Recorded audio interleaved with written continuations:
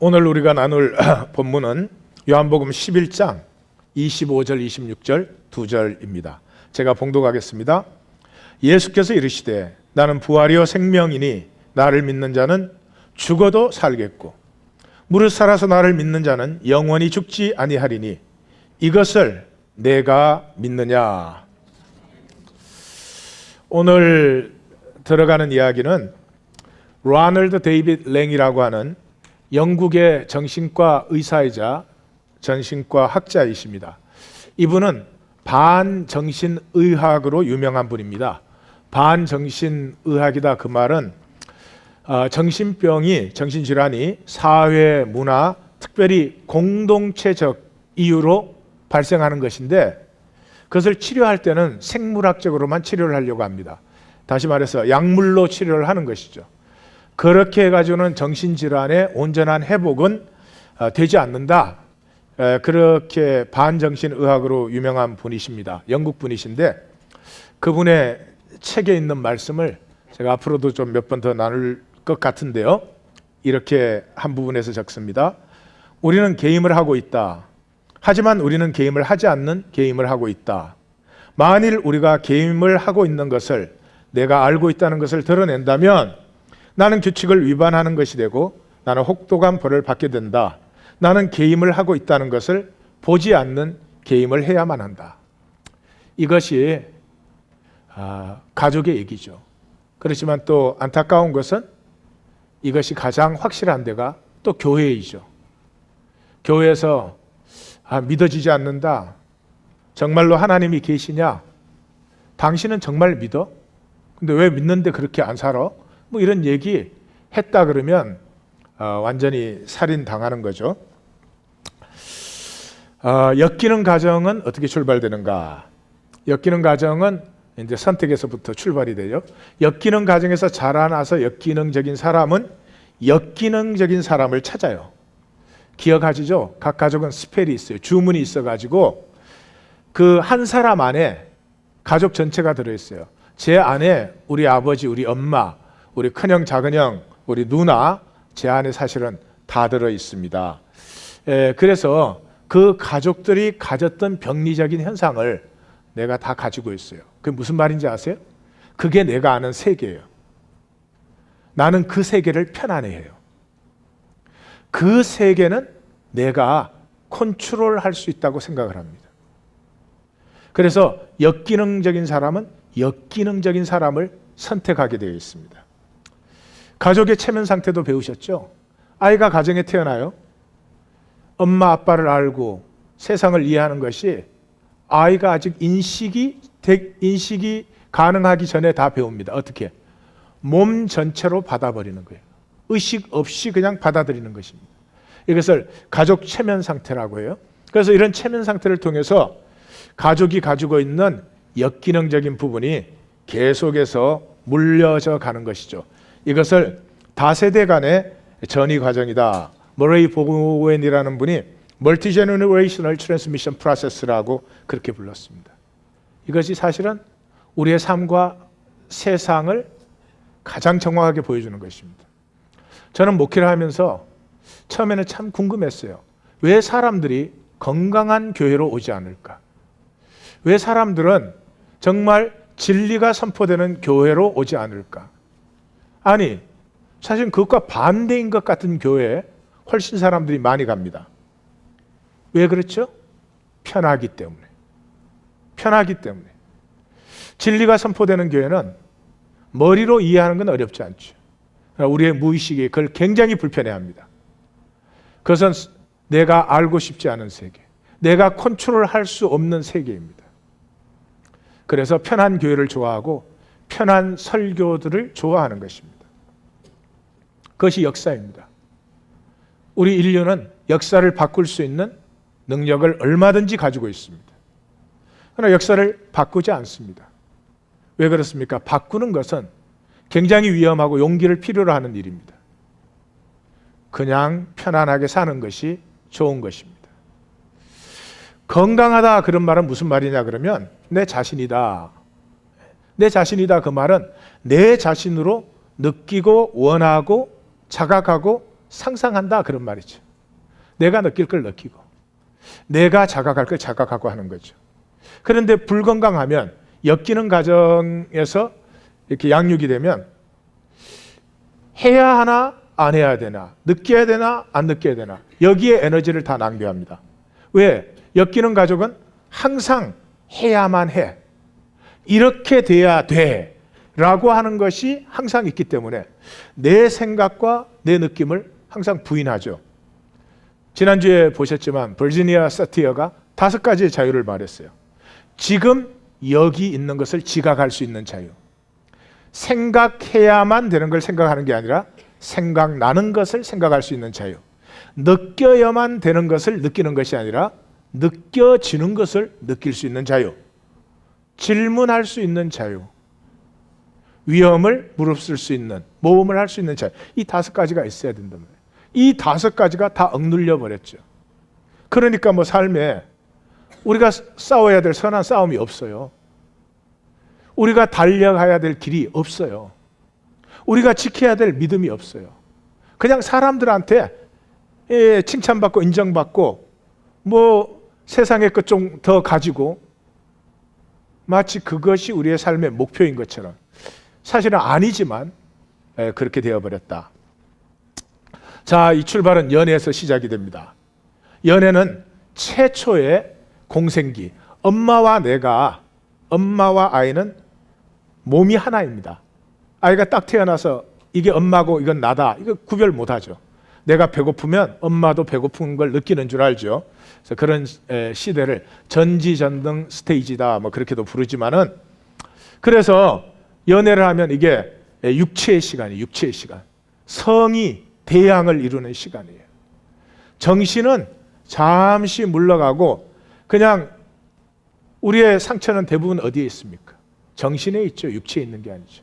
그래서 육체와 육체의 만남에서 이 어릴 때 엄마와 가졌던 그 공생기를 체험하면서 이제 환상이 생기죠. 유아적 환상이 다시 살아나가지고 저 사람은 나를 채워줄 거야, 이렇게 황홀한 꿈을 꾸는데, 문제는 그 사람도 또 내가 채워줄 것으로 생각을 하고 있다.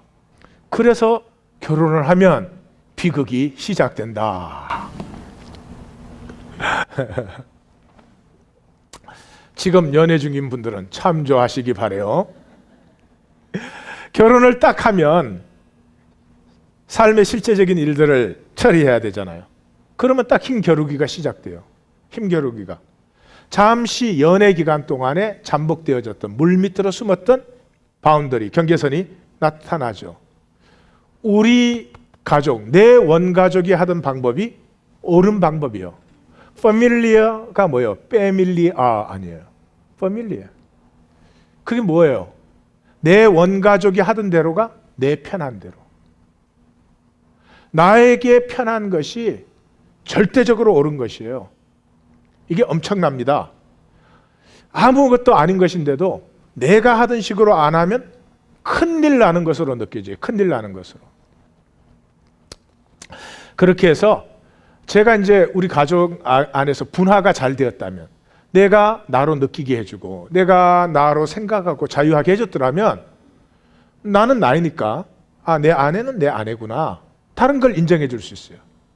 근데 분화가 잘 안 이루어지니까 엄마, 아빠, 뭐 형, 누나 뭉뚱그려져 있으니까, 내 아내와 결혼하니까 내 아내도 나와 뭉뚱그려져 있어야 된다고 생각을 해요. 나하고 다르게 생각하면 힘들어지는 거예요. 나하고 다르게 행동을 하면 받아줄 수가 없어지는 거죠. 이렇게 엮이는 가정이 만들어졌다. 그게 애가 태어나요. 그게 애가 태어나면 가장 중요한 그 심텀이 뭐냐, 증세가 뭐냐 그러면 자기애를 박탈당해요. 자기애. 자기를 사랑할 줄 몰라요. 자기가 귀한 것이 느껴지지가 않아요. 자기가 얼마나 아름답고 존귀한지가 전혀 느껴지지 않아요. 그러면 어떻게 해요? 다른 걸 갖서 막 채우기를 원하죠. 아무리 채워도 안 되죠. 내가 나의 아름다움을 못 느끼는 것인데, 내가 나의 장성함을 못 느끼는 것인데, 돈 많이 있으면 그거 될 것 같거든요. 뭐 많이 있으면 될 것 같거든요. 성공하면 될 것 같고. 그런 거 바깥의 것이 아니라 안의 것이죠. 그래서 이런 경우는 없지만은 만약에 건강한 가정에서 아이가 건강하게 양육된다면 어떤 일이 일어나는가 하는 것을 알레스 밀러라는 그 가족 심리학자가 정리를 잘 해놨어요. 잠깐 나누겠어요. 제일 첫 번째, 공격적 충동성을 가질 수 있어요. 공격적 충동성. 왜? 아이가 공격적 충동성을 나타내도 부모가 스스로 든든하기 때문에 거기에 대해서 별로 위축감을 갖지 않아요. 그래서 아이가 그걸 충분히 발휘할 수 있도록 해줘요. 제가 그 살아오면서 저에게 가장 많은 수치를 주고 오랫동안 시달려 했던 것이, 저희 집이 이제 가난해져서 묵호라는 데로 이사를 갔잖아요. 달동네에서 사는데 그 달동네에서 제일 부잣집이 그 마을의 연탄 공장장님 집이에요. 그 당시 그 연탄 손으로 찍는 연탄 공장의 공장장이라 해봐야 정말 가난한 거죠. 근데 달동네에서는 최고예요. 달동네에서 제일 부자단 말은 밥을 굶지 않는다, 새끼 흰쌀밥을 먹는다, 그리고 두부찌개가 나온다, 이거예요. 그런데 그 아주머니가 저를 그렇게 사랑을 많이 해주셨어요. 그래가지고 저녁에 꼭 저를 불러다가 그 흰쌀밥에 두부찌개를 먹여주는 거예요. 그 아저씨가 먹고 남은 거예요. 그 아저씨가 왜 그 좋은 걸 남기는 건지 그때 난 신기했지만, 그 남겨서 내가 먹을 수 있다는 게 얼마나 행복했는지 또 말로 다 할 수 없어요. 근데 그 집에 아들이 있는데, 딸이 있는데 아들이 저보다 1살 밑이에요. 한 학년 밑이에요. 근데 자기 엄마가 자기는 맨날 말씀꾸러기라 그러고 나한테 잘을 해주니까 이 녀석이 나한테 덤비는 거예요. 근데 걔 앞에서는 힘을 못 쓰는 거예요. 1살 어린데 내가 맞는 거예요. 그 맞고 나서 울 때 얼마나 수치심이 느껴지는지. 아니, 큰애한테 맞았으면 맞았다 얘기나 하지. 아이고 내 팔자야. 맞은 게 아픈 게 아니에요. 그 수치심 말로 다 할 수가 없어요. 내 생각을 지금 해보면 내 공격적 충동성은 어릴 때 저희 아버님 직장 때문에 우리가 그 항구 도시에서 주로 살았어요. 그 항구 도시의 아이들은 욕을 많이 하고 거칠다고 해서 바깥에 나가서 못 놀게 했어요. 아버지가 날 데리고 공부를 가르쳤어요. 그러니까 내 안에 있는 야성을 표현해 볼 길이 없었어요. 그래서 눌렸죠. 거기에 저 집은 나에게 흰쌀밥에 두부찌개를 먹여주는 집이에요. 이중으로 눌려가지고 걔한테는 그냥 당해서 맞는 거예요. 근데 맞는 건 좋은데 1살 어린애한테 맞으니 얼마나 수치스러운지 말로 다 할 수 없어요. 제가 목회를 처음 시작했습니다. 그래서 열심히 설교를 했죠. 한 7년 설교를 했는데 하나님이 어느 날 보여주시더라고요. 내 설교 속에 억눌린 공격성이 나오는 거죠. 성도님들에게 이것이 맞다라고 가르칠 뿐만 아니라 이것이 맞는데 너네들은 왜 그렇게 안 살아? 이게 들어있는 거죠. 절대로 바깥으로 나타낸 건 아니죠. 그렇지만 아마 다 아셨을 것 같아요. 가슴이 너무 아팠습니다. 지금까지도 기도하는 제목이지만 아마 느끼실 수 있을 것으로 생각이 되는데 거의 다 해결이 됐습니다. 또 성도님들 쪽도 해결이 돼야 돼요. 제가 아무리 그렇게 해줘도 성도님들이 방어의식에 사로잡혀 있으면 하나님의 말씀을 전해준다 이렇게 들리지 않고 너 왜 안 그래 그렇게 들리죠. 양면성이겠죠.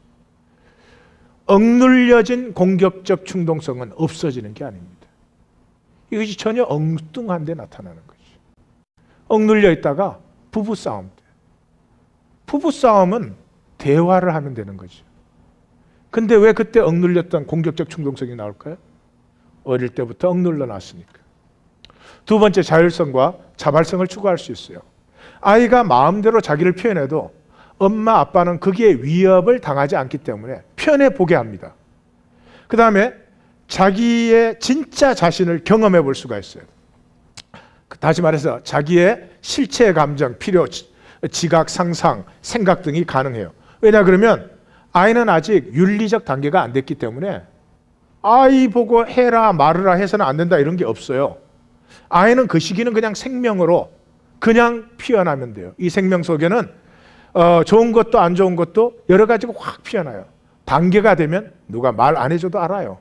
근데 부모가 자신이 자신감이 없기 때문에 아이에게서 좀 안 좋은 게 나오려고 하면은 특별히 자기가 자기 자신에게서 싫어하는 게 나오면은 아이를 뭐 컨트롤하죠. 심지어 아이를 잡는 부모도 있죠. 아이는 자신을 즐겁게 하고 부모를 즐겁게 하지 않아도 된다는 것을 알고 그렇게 할 수가 있어요. 왜? 부모는 스스로 행복해 하니까. 근데 부모가 불행하면 그거 안 되죠. 그 다음에 부모에게서 성공적으로 자신을 분리시킬 수가 있어요. 왜? 부모는 부모이니까 자기 자신인 사람들이니까 나는 나일 수 있음을 배워가기 시작해요. 지금 세계는 기하급수적인 가속도로 세분화되고 있습니다. 지난주에 창조가 분화다 그랬죠? 다니엘의 지식의 속도가 빨라진다 역사 마지막에 지금은 무지하게 빨라져서 분화가 아니라 세분화가 되고 있어요. 이제는 옛날에는요, 내가 어느 가문에 태어났느냐, 내가 딸로 태어났느냐, 아들로 태어났느냐, 그 다음에 몇째로 태어났느냐, 그걸로 나는 거의 다 해결됐어요. 그리고 동네 어른들한테 인사 잘하고 착하면 돼요. 그리고 학교 가서 학교 갈 때마다 우리 엄마가 나한테 이렇게 말했어요. 가서 선생님 말씀 잘 들으라. 선생님 말씀 잘 들고 착하고 그래서 성적 잘 받으면 그러면 됐다고요. 그러면 걔는 출세하는 거예요. 사람들에게 인정받고 살아요. Not anymore. Not anymore. 왜 그렇게? 지금 온 세상이 세분화되고 있어요. 한 분야가 얼마나 많은 분야로 쪼개어지고 그 분야의 독특성을, 그 분야가 가진 독특성을 느끼고 표현할 수 없는 사람은 그냥 남 밑에 가서 그냥 시키는 일을 하게 되는 거예요. 자기를 표현해 볼 수가 없는 거죠. 그래서 이제는 자기 자신을 느끼고 자기를 표현하고 어떤 과제가 주어졌을 때 자기식의 어프로치를 해서 자기식으로 뭐를 해낼 수 없는 사람은 프로덕션, 가치 발생이 이루어지지 않습니다. 신앙도 마찬가지예요. 교리 알고 교회 왔다 갔다 한다고 그 신앙이 능력되느냐? 지났습니다. 이 시대에는 그것이 안 됩니다. 세분화되어야 됩니다. 정확하게 알아야 됩니다. 내 죄가 사함을 받았다는 말이 도대체 내게 무슨 말인지, 내 감정적으로, 내 이성적으로, 내 삶에서 실존적으로, 영적으로, 성경적으로 정확하게 내가 그것을 알고 느끼지 못하면 nice word, but no power. 그 다음에 부모를 활용하여서 자기의 의존 욕구를 마음껏 채울 수 있습니다. 왜? 부모는 부모 스스로 충분히 만족해 하기 때문에 아이는 자기가 원하는 것을 마음대로 요구할 수 있습니다. 그리고 부모에 의해서 채워집니다. 이 아이는 더 이상 커서 또 사는 동안에 다른 사람으로부터 끝있는 관심을 요구하는 사람이 아니고요. 다른 사람은 다른 사람식으로 반응을 하고 사람들이 설마 좋아하지 않아도 자기가 믿기에 이렇게 해보고 싶다, 이렇게 나타내고 표현해보고 싶다는 식으로 나아갈 수 있습니다. 그리고 반드시 많은 사람들이 주목하는 결과를 만들어낼 수가 있는 것이죠. 그러나 이렇게 양육되는 사람은 거의 없다, 아마 아무도 없을 것입니다. 그러나 저것은 알고 있어야 됩니다. 알고 있어야 치유가 될 수 있어요. 자, 이렇게 자기 애가 부모 자체가 손상되어 있잖아요.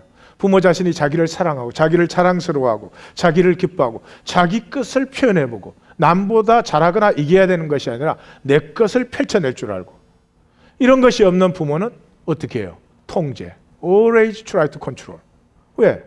수치심에서 나오는 게 통제예요. 자기가 수치스러운 사람은 언제나 바깥에 컨트롤해요. 좋은 사람으로, 괜찮은 사람으로. 좋은 사람 위험한 거예요. 자신인 사람. 예수님은 결코 좋은 사람이 아니었습니다. 많은 사람들이 그에게 왔지만은 대부분이 떠나갔습니다. 그 진실을 감당하기에는 너무나 부담스러우니까. 자기애가 손상된 부모는 통제를 합니다. 아이를 통제한단 말은 아이가 자기 자신으로 마음껏 표현하고 자라나도록 해주지 못한다는 거죠. 그러면 아이는 어떻게 됩니까? 아이에게 이 논리적 사고가 사춘기 지나야 발달이 되니까 마술적 사고를 합니다. 마술적 사고라는 말은 내가 태어나서 부모가 나의 모든 것이죠. 그러니까 부모가 전지전능해야지 내가 완벽하게 안전한 거죠. 그래서 부모를 전지전능하게 아이는 만들어 놓습니다. 그런데 그 부모가 나를 제압하고 심지어 나를 혼낼 때도 있고, 그러면 부모는 전지전능하니까 내가 잘못된 거죠. 내가 나쁜 거죠. 심지어 학대받는 아이들도 조사를 해보면 다 자기 자신을 위해서 부모가 그런 것이라고 그렇게 응답을 합니다. 이렇게 되면 자기는 부모에게 만족이 되지 못한다는 사실을 알죠. 그럼 자기가 수치스러운 존재잖아요. 그 수치가 내재화되죠. 수치가 내재화되면 현실을 직면하는 것이 두렵습니다. 그래서 두려움 속에서 모든 것을 경험하기 때문에 정확한 기억이 없어요. 상처라든지 이상한 것은 기억을 잘하면서도 전반적으로 기억이 없어요. 심지어 자기가 살던 집에 자기 방이 무슨 색깔이었냐고 물어보는데 색깔 기억을 못해요. 몇 년, 10년 이상을 산 방을. 그렇게 되는 거죠. 자신으로서 체험이 안 된 것이기 때문에 기억이 그랬던가 안 했던가. 그리고 애정이 어색해집니다. 왜? 내가 나 자신이 아닐 때 사랑을 받았거든요. 내가 내 자신을 표현하면 언제나 억눌림을 받았거든요. 그래서 심리학에서 디셀프먼트라고 그러는데 자기 자신이 아니어야 사랑을 받으니까 그 자기 자신을 사랑하면 굉장히 어색해요. 제가 그 중고등부 사역을 할 때 그 나이 때는 그냥 그 자체로 빛나잖아요. 아이들이. 그러니까 그 아이들한테 너 참 아름답다. 너 참 멋지다. 나는 너를 사랑한다. 그런 말을 참 많이 해줬습니다. 근데 아이들이 그런 말을 들으면 너무너무 힘들어하고 어색하는 거예요. 왜? 자기 자신을 아름답다, 사랑스럽다 그렇게 느끼지를 않으니까. 아틀란타로 내려가서 살고 있는 녀석하고 전화를 하는데 이 녀석이 나한테 그러더라고요. 목사님, 중고등부 때가 제일 행복했어요. 그때로만 돌아갈 수 있으면 돌아가고 싶어요. 너무 간절하게 그 얘기를 하는 거예요. 그래서 생각을 해봤습니다. 뭐가 그렇게 행복했을까? 그렇게 돌이켜 생각을 해보면 그 중고등부 안에서는 우리가 자신이 허락되어졌어요. 제가 중고등부 아이들한테 무슨 예배 빠지면 안 된다, 성경을 많이 하라 그런 말은 해본 적이 없는 것 같아요. 만나면 하나님 안에서 그냥 즐거워했던 것 같아요. 가족 수련회를 갔는데 우리 중고등부가 밤에 기도회가 끝나고 새벽 1시, 2시에 캠프파이어를 해놓고 찬송을 했어요. 아침 식사 시간에 식당에 줄을 섰는데 어른들이 저를 보고 자꾸 그러는 거예요. 전사님, 어제 천사의 찬양을 들은 사람이 많아요. 그 숙소에 들어가서 저쪽 멀리 떨어져 있는 그 야영장에서 들려오는 아이들 찬양인데 그 천사의 찬양으로 들립니다. 그 기도회가 끝난 아이들 얼마나 맑게 회개합니까? 얼마나 순수하게 하나님을 찾습니까? 그게 끝나고 나서 캠프파이어에서 모여서 부르는 그 찬양이 어른들에게는 이 사람의 찬양으로 안 들린 거예요. 그래서 여러 사람이 저한테 와서 어젯밤에 말이죠, 천사의 찬양이 들렸어요. 그러시더라고요. 그래서 제가 속으로 내가 안 불러서 그래요.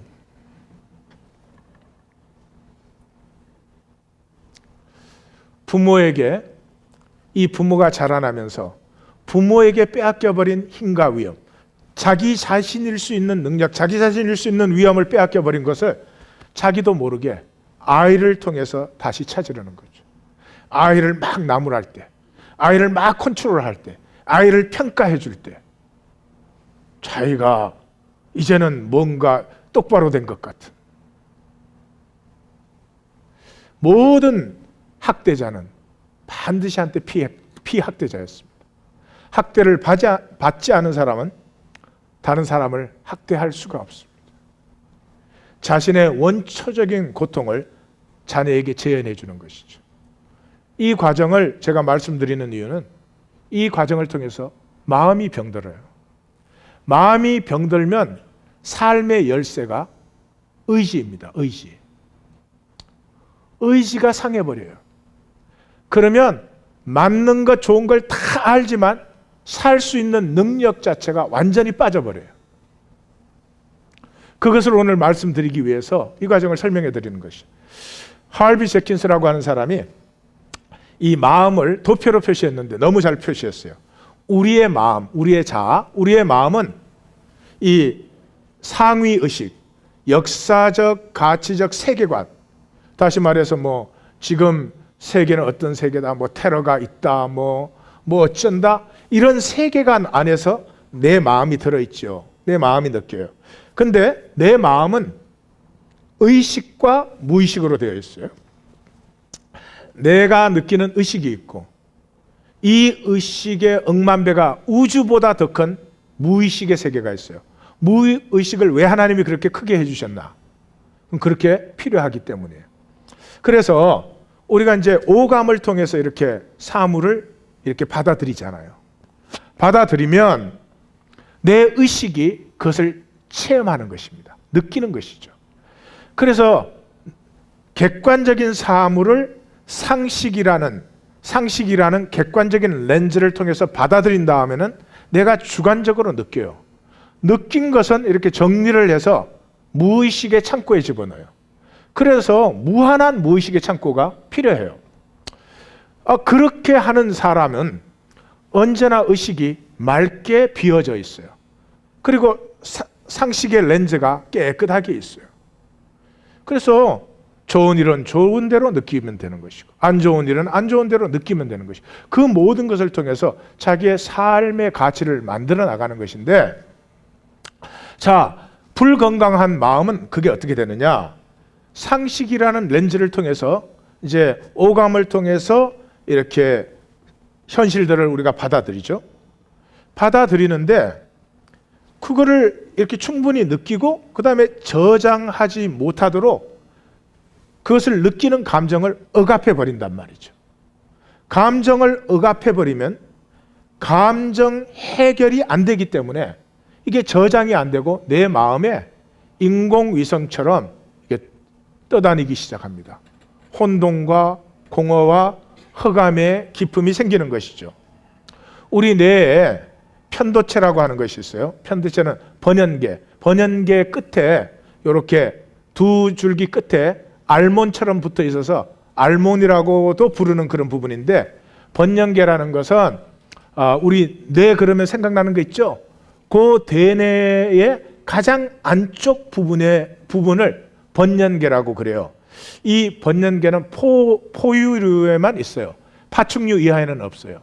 그리고 포유류의 뇌 중에서 가장 오래된 뇌인데 감정과 기억을 담당하는, 다시 말해서 이게 건강하면 딱 느낄 것을 제대로 느끼고 기억의 창고에 착착착 정리를 해주는 그런 뇌를 번연계 뇌다 그래요. 그 번연계의 끝에 편도체가 이렇게 붙어 있어 가지고 이 편도체는 기억에다가 정서를 더딥히는 일을 해요. 다시 말해서 어떤 것이 올 때 기억에 의해서 저게 좋은 거다, 저거는 위험한 거다, 이런 걸 느끼게 해줘요. 근데 이것은 그렇기 때문에 이성을 거치지 않고 작용해요. 위험한 게 오면 싹 이렇게 피해야지, 위험한 게 오는데 위험한 게 오는구나, 저걸 피해야 되는 것인가 말 것인가 지금 결단을 해야 되겠다, 그러니 기도를 해야 되겠구나, 주여 위험이 오는데 피할까요? 그러면 상황 끝. 생각 없이 착 피할 수 있어야 돼요. 그걸 이제 편도체라고 합니다. 그런데 이 편도체에 자국이 확 박혀버리면 이게 그 비슷한 자극이 올 때마다 자기도 모르게 폭발하고 분출을 하는 거죠. 다시 말해서 자라보고 놀란 사람이 소뚜껑 보고 놀란다. 이걸 이제 계속 반복을 하게 되는 거죠. 우리 뇌에는 3조의 회로와 130억의 세포가 있습니다. 그래서 어떤 일이든지 새롭고 창의적으로 반응이 가능합니다. 근데 감정이 억압되어 버리면, 다시 말해서 미해결된 감정이 내 의식 속에 왕왕왕왕왕왕 거리고 이렇게 떠다니면 이것 때문에 이성이 완전히 마비돼요. 감정이 억눌린다는 말은 이런 말을 얘기해요. 아이가 이렇게 상처를 입잖아요. 아이가 어떤 불안하거나 자기 자신으로 대우를 받지 못하면 세 가지를 해요. 첫째, 신화를 만들어요. 지난주에 술 중독 아버지 보았죠. 술 중독 아버지가 있으면 아버지가 저렇게 술을 마시는 것은 나를 위해서야. 우리 가족을 먹여 살리기 위해서야. 의미를 만들어야 자기가 존재하니까. 그러니까 신화를 만드는 거죠. 두 번째는 수치심을 내재화시켜요. 아버지는 저래도 나를 사랑하는 거야. 또 어떤 부모는 이러거든요. 아이를 처벌하고 나서 니보다 내 마음이 더 아파 이러거든요. 그건 말로 하는 게 아니고 진정한 눈물로 보여주시는 거예요. 실험해 볼까요? 여러분 중에 신앙생활 제대로 안 하는 사람, 이따 신교실에서 내가 좁힌 다음에 너보다 내 마음이 더 아파. 그러면 행복해지십니까 이제?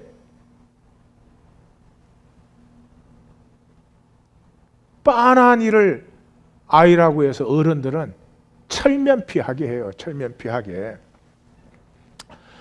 그러면 자기는 부모를 아프게 하는 아이니까 잘못한 건 둘째치고 이것 때문에 부모가 자기보다 더 아파져. 그 수치심이 내줘야 되죠. 그 다음에 그 감정 표현을 할 수가 없죠. 그러면 울면은 엄마가 스트레스를 받으니까 울지 마 그런단 말이죠. 이렇게 돼서 진짜 감정이 억눌려요.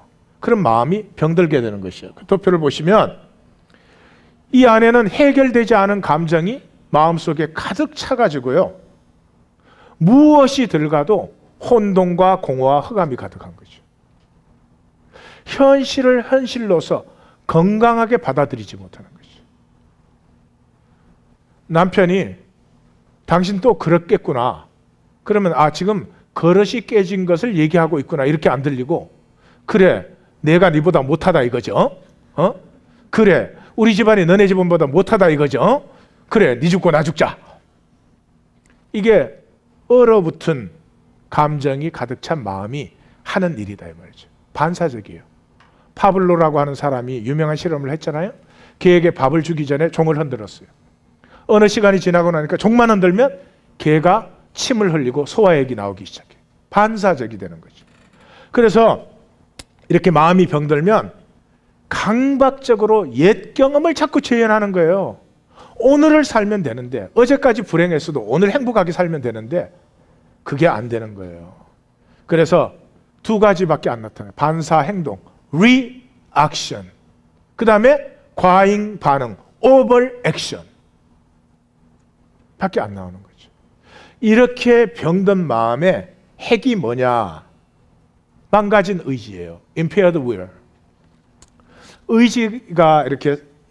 의지가 활동을 하려면, 역할을 하려면 지각과 판단과 상상과 추론을 필요로 해요. 그런 것들을 통해서 내가 이렇게 살아야 되겠구나. 이 방향으로 가야 되는구나. 이런 것들을 의지적으로 결정할 수 있는데 마음이 이렇게 혼돈과 흑암에 딱 사로잡혀 버리면 이런 것들이 없어져 버리죠. 불가능해지죠. 그러면 의지가 사용해야 되는 자원들이 다 없어지고요. 마음이 병들면 의지가 사용해야 되는 자원은 의지밖에 없어요. 의지밖에 없어요. 그러면 어떻게 돼요? 고집불통이 되는 거죠. 이 고집불통이 된다는 말은 고집이 센 사람, 스타일을 얘기하는 게 아니에요. 강팍한 자세를 얘기하는 거예요. 경직된 태도를 얘기하는 거예요. 나는 이렇게 생각하지만 내 생각이 온전한 게 아니잖아요. 그럼 다른 사람은 이렇게도 생각하잖아요. 유연하게 그걸 볼 수 있어야 되는데 내가 옳으면 다른 사람도 다 그래야 되는 거지. 다른 사람 다 그래야 되는 거지. 뭐 한번 이것은 이렇게 해야 된다 그렇게 딱 사로잡히면 그럴 때도 있고 안 그럴 때도 있는 것인데 그렇게 안 되면 불안해지기 시작하는 거죠. 그래서 의지가 망가지면 여러 가지 증세들이 나타나는데 무엇보다 충동적이에요. 정확하게 보고 분석하고 충분히 묵상을 해서 그렇게 해서 한 걸음을 딱 떼면 무거운 걸음, 가치 있는 걸음이 아니라 그냥 뭐 충동적으로 결단도 잘하고 결정도 잘하고 또 이런 분들이 은혜도 잘 받죠. 은혜가 삶으로 전환되는 건 또 다른 문제가 되겠죠. 잘 쏙죠. 왜? 자기가 믿고 싶은 대로 믿으니까. 자기가 믿고 싶은 대로 믿으니까. 그 다음에 결정을 잘 못하고 결정을 어려워해요. 왜? 의지가 무기력해져 있기 때문에 충분히 새 삶을 살 수 있는데 충분히 일어나 걸을 수 있는데 그것이 그 모든 조건이 다 있음에도 불구하고 그 자체가 불가능해져 버리는 거죠. 새롭게 살면 되는데 새롭게 사는데 무엇을 불가능하게 만드는 것이 실질적으로 아무것도 없음에도 불구하고 그냥 무기력한 옛삶을 반복하게 되는 거죠. 그리고는 통제할 수 없는 걸 자꾸 통제하려고 그래요. 다른 사람을 통제하려고 하든지 상황이나 환경을 통제하려고 하든지. 그리고 언제나 극단적인 기대를 합니다. 좋은 게 아니면 다 나쁜 거지. 잘된 것이 아니면 다 잘못된 거예요. 강박적이고 양극단적이죠. 자, 이런 것들이 가족 안에 나타나면 이 망가진 의지와 상한 마음이 가족 안에 나타나면 세 가지의 특성이 생겨요. 상호 의존증이에요.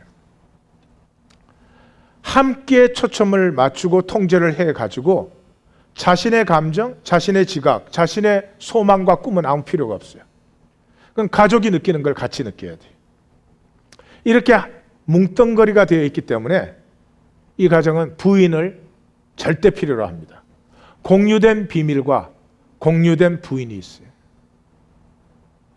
제가 그 중고등부 사역할 때 보면은요, 아빠가 교회 와가지고 장로고 이런데요, 집에 들어가서는 소리를 지르고 욕을 하고 심지어 주먹을 휘두릅니다. 아이의 마음이 그게 얼마나 상하는지.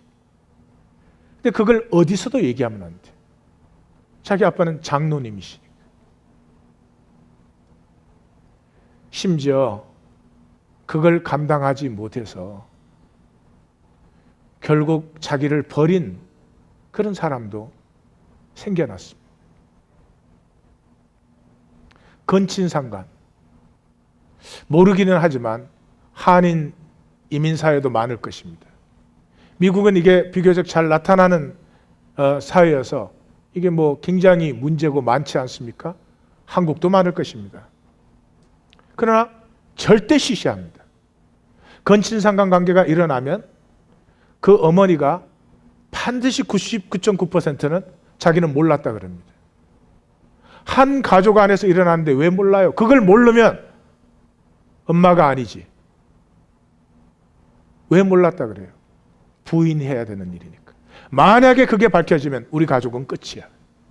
우리 가족은 너무 수치스러운 거죠.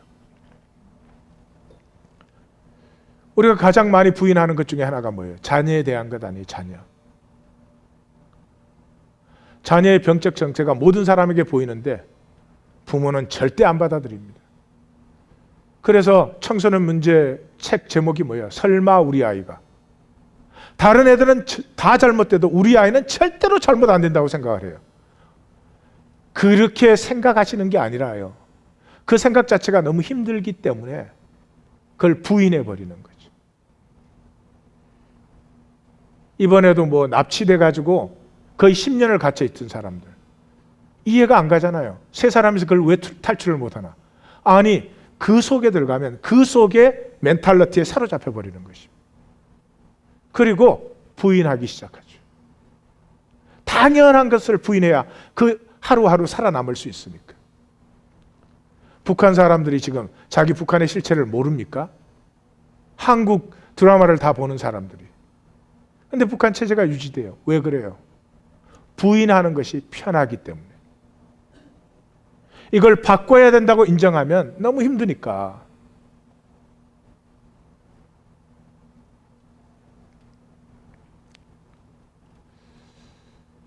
오늘 주님이 말씀하신 대로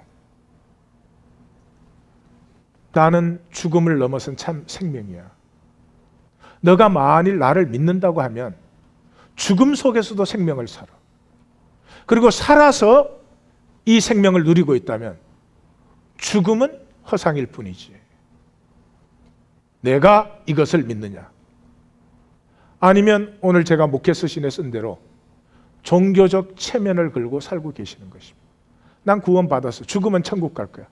여러분, 살아서 천국을 못 누렸는데 죽어서는 어떻게 의지가 있을 때 내가 천국을 다 포기했는데 죽은 다음에 어떻게 무엇으로 천국을 들어갑니까?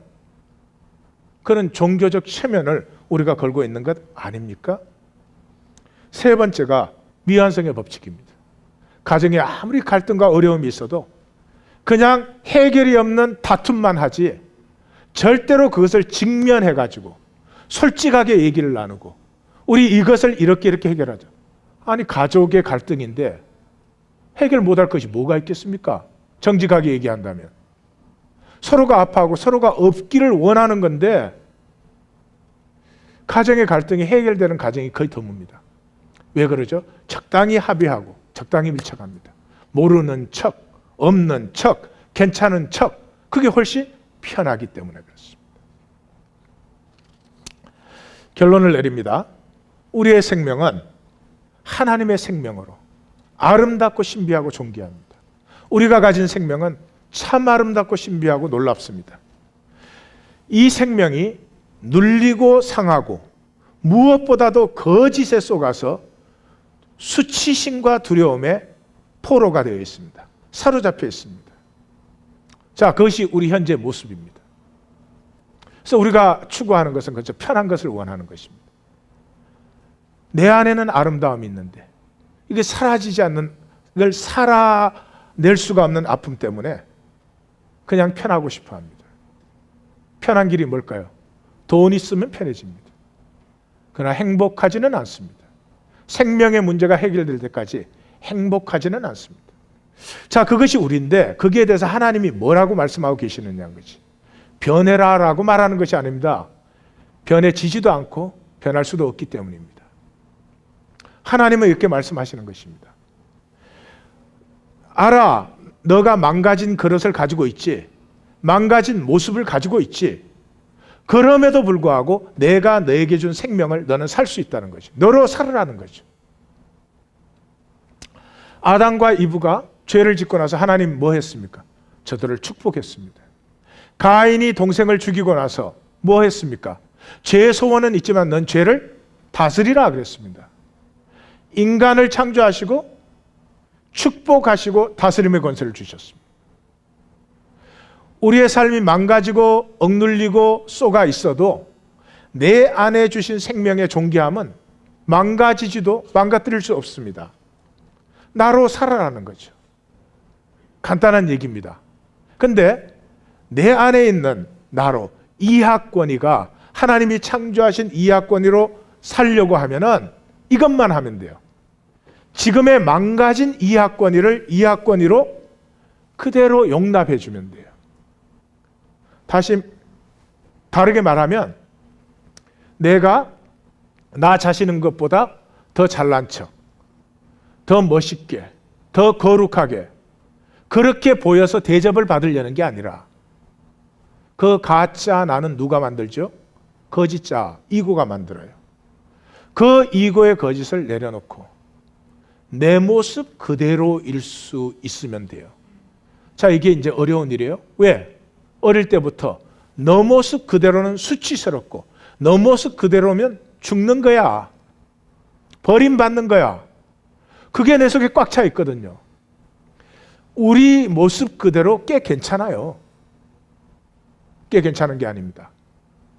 잘 들으십시오. 내가 이렇게 부족하고 연약해도요, 하나님이 창조하셨기 때문에 내가 내 모습으로 자연스러울 때 굉장히 노블해집니다. In fact, 역사의 큰 인물들은요, 애를 써가지고 잘 된 게 아니고 그건 추한 거예요. 자기 자신으로 자연스럽게 살고 나눌 수 있었던 사람들이에요. 예수님을 보면 대표적인 사람 아니겠어요? 다시 말씀드려요. 내가 만들어진 나, 엮이는 가정에 태어나서 이 거짓과 죄악이 가득한 세상에서 이때까지 살아온 나, 수치스러운 부분이 많지요. 마음에 안 드는 부분이 많지요. 그럼에도 불구하고 내 안에 있는 생명의 이 초월성으로 말미암아 내가 나일 수 있을 때 be able to say I am sorry.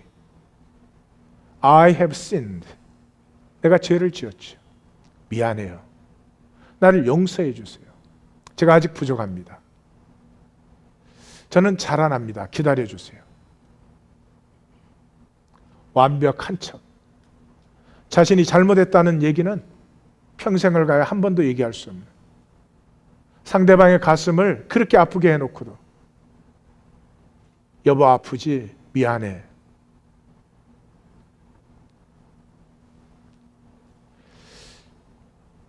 그것이 아름다운 것이 아니라는 것입니다. 사실 추한 것 아닙니까? 근데 왜 그렇게 살지요? 마귀에게 속아서. 너희는 너희 아비 마귀에게서 났기 때문에 마귀의 것을 너희가 행하는도다. 저는 처음부터 살인한 자예요. 진리가 그 속에 있지 아니하므로 거짓의 아비요, 거짓을 말할 때마다 제 것으로 하나니. 여러분, 굉장히 기분 나쁜 예수님의 말씀이지만 잘 생각해 보십시오. 우리가 정말 진실을 살고 있는지, 내 전체가 혹시 거짓 아닌지. 성도님들은 어쩐지 몰라도 제 생각을 해보면 거짓이 99.9%입니다. 내가 거짓된 존재라는 걸 받아들이고 그 모습으로 대할 때 아직까지 제가 부족하죠. 그때 내가 살아나는 것이죠. 치유라는 것은 무슨 내 상처를 없애버리는, 내가 당겨져온 그릇을 없애버리고 무슨 하나님의 그릇을 갖다 놓는 게 아닙니다. 그 나를 직면하고 용납하는 것입니다. 이거는 죽는 것 같죠. 힘들고 아프죠. 그래도 직면하고 그 과정을 내가 지나왔어요. 그 과정을 지나옴으로 말미암아 내 생명이 피어났어요. 나는 내가 남자인데 말이죠. 그래서 제가 남자예요. 근데 1살 어린 애에게 사춘기 시작되는 시기에 맞아서 울었다. 자살하고 싶은 거예요. 그걸 얼마나 감추고 억눌렀는지. 근데 그걸 표현할 수 있을 때 비로소 내 안에 있는 진짜 나를 나는 조금씩 경험하고 있는 것입니다. 아까 제킨스 도표에 그 얼어붙은 감정들, 이게 마음에 꽉 차 있어가지고요. 그 뭐예요? 나는 완벽해야 돼. 나는 부족해서는 안 돼. 이런 걸로 차 있는 거 아니에요. 그래서 누가 조금 부족하다는 말을 할 것 같은 기분만 들어도 팍 터져가지고 혼돈과 공허와 흑암이 가득한 그 자리가, 근데 그게 뭐예요? 굿뉴스는 허상이에요. 허상. 우리가 만든 거짓 허상이에요. 실제하지 않아요. 내 어릴 때부터 두려움으로 내가 만들어 놓은 허상이기 때문에 진리의 말씀만 임하면 좋았더라 좋았더라 심히 좋았더라가 펼쳐지면서 마음이 다시 깨끗하게 비워지기 시작하고, 비워지면 3조의 이 해로와 130억 개의 뇌세포를 마음껏 활용하여서 좋은 일이 들어올 때는 좋은 일이 들어온 대로 기뻐하고, 아픈 일이 들어올 때는 아픈 대로 아파할 줄 아는 사람, 뭔가 생명의 싱싱함이 있는 사람, 이런 사람이 회복되는 거죠. 진리를 알지니 진리가 너희를 자유케 하리라. 제가 오늘 예수님의 말씀을 이렇게 번역을 해봤습니다. 나는 죽음을 넘어선 참 생명이니 나는 세상의 거짓이 아니에요. 나는 마귀의 거짓이 아니에요. 나는 죽음을 이미 넘어선 참 생명이니 나를 믿는 자는 죽음 속에서도 생명을 누리며 십자가처럼 살아서 나를 믿는 자는 영원히 생명을 산다. 이것을 내가 믿느냐? 이것을 내가 믿느냐? 교리 붙들고 교회 나와서 나 예수 믿는다고 했으니까 천국 가겠지. 종교적 체면입니다. 지금 이 시대에 그 생명을 살릴 수 있는 것이 아닙니다. 그래서 교회를 다니는 사람은 많지만 생명을 사는 사람은 참 드문 이유입니다. 수치와 두려움을 넘어서는 초월은 나를 나됨으로 누리는 이것은 오직 십자가 안에서만 가능합니다. 정죄가 있는 곳에서는 하고 싶어도 할 수가 없죠. 왜 하나님이 이렇게 복잡하게 역사하시나? 간단합니다. 내 안의 악을 제거하기 위해서. 내 바깥의 악이라면 예수님이 음성 한번 바라시면 다 없어질 것입니다. 그러나 내 안에 있는 악은 내 스스로 내가 얼마나 악할 수 있는 존재인지, 내가 얼마나 거짓될 수 있는 존재인지, 얼마나 모든 것을 왜곡시키고 사람들에게 그럴듯하게 보이면서도 속에는 지옥이 덕을 끓을 수 있는 존재인지를 내 스스로 만나서 깨어지지 않으면 하나님의 그 모든 권능과 권세로도 내 안에 있는 악을 어떻게 하실 수가 없습니다. 내 안에 있는 악을 넘어서서만 나는 하나님의 유업자로 하나님이 주신 생명을 피우고 살 수 있기 때문에 하나님은 자신을 제물로 드리는 이 신비한 생명의 길로 우리를 인도하고 계시는 것입니다. 내가 이것을 믿느냐? 제가 적용을 하나 드리겠습니다. 굉장히 제가 이론적인 얘기를 했기 때문에 적용을 어떻게 해야 되나 답답할 수가 있을 수도 있어요. 간단한 것입니다. 힘을 좀 빼라는 거예요. 나 이렇게 잘난 사람이야. 나 좀 대접해줘. 나름대로 살고 있어. 다 우리가 이렇게 살고 있거든요. 그런데 그 다 허상이고 가짜고 내가 나를 저주하는 거니까 힘을 좀 이제 빼라는 거예요.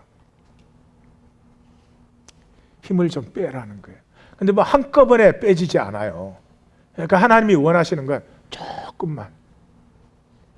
부부간에 앉아 계신 분 옆에 저 배우자에게 여보 나 조금 힘 뺐어 해봐요. 성도님들 저를 좀 보세요. 우리 진짜 힘 많이 들어가 있어요. 남보다 미치면 죽는 줄 알아. 좋은 평가 못 받으면 죽는 줄 알아. 너무 힘들어 있어요. 괜찮아요. 주님 앞에 완성되는 그날까지 부족한 거 아름다운 거예요. 못난 것도 아름다운 거예요. 심지어 죄악된 것도 아름다워요. 죄인이 죄인 아닌 척하면 추하지만 죄인이 내가 죄인입니다. 나를 긍휼히 여겨주시옵소서. 굉장히 아름다운 거예요. 우리 모두 힘을 좀 뺍시다. 제일 못 빼는 사람이 날 거예요. 저도 빼기로 결정했어요. 자, 이제 힘 빠진 사람들이 만나는 하나인 교회가 될 줄 믿습니다. 기도하십시다.